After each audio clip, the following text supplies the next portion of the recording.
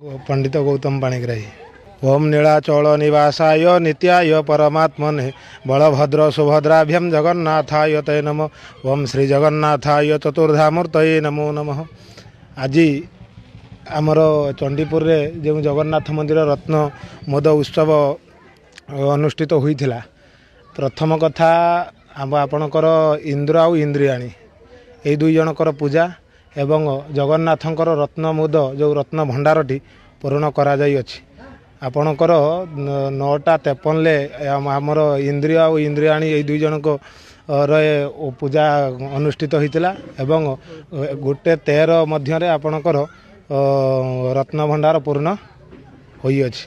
तेणुकर यह सारा विश्व रे शांति एवं प्रतिष्ठित पाई आमर ये कर्म जगन्नाथंकर प्रथमे प्रासाद प्रतिष्ठा पूर्वर रत्न भंडार पूर्ण तापर प्रतिष्ठा नहले आपण रत्न भंडार पूर्ण नहले प्रतिष्ठा होई परिबो नाही। लोकंकर बहुत सहयोग एवं आपणकर जे आमर जे कर्ता आउ कर्ती दुई जन थिले सेमानकर बहुत चेष्टा रही। आज आमर नायकसाही स्थित चंडीपुर ग्राम श्री जगन्नाथ मंदिर रत्नमुद्र प्रतिष्ठा होईची। आमे संपूर्ण ग्रामवासी चंडीपुर और नायकसाही जेति ग्रामवासी समस्त उपस्थित थे। समस्त सहयोग रे ये जगहटी आम चिन्हट करूँ। रथ समय यार आम शुभ पकईलु। आज तार रत्नमुद प्रतिष्ठित है। यार उद्देश्य ठाकुर को आम ये प्रतिष्ठा कलु।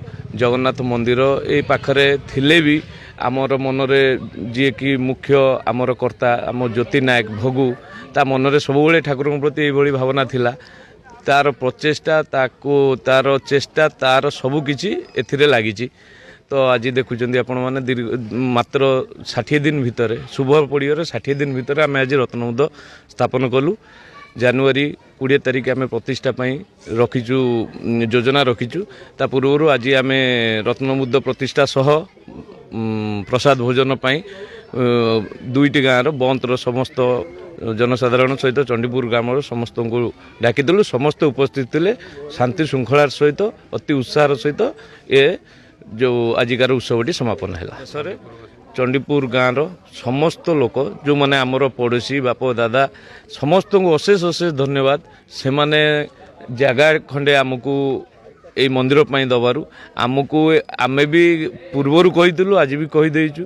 से सहयोग बिना ये मंदिर आज ए अवस्था को आसी न था।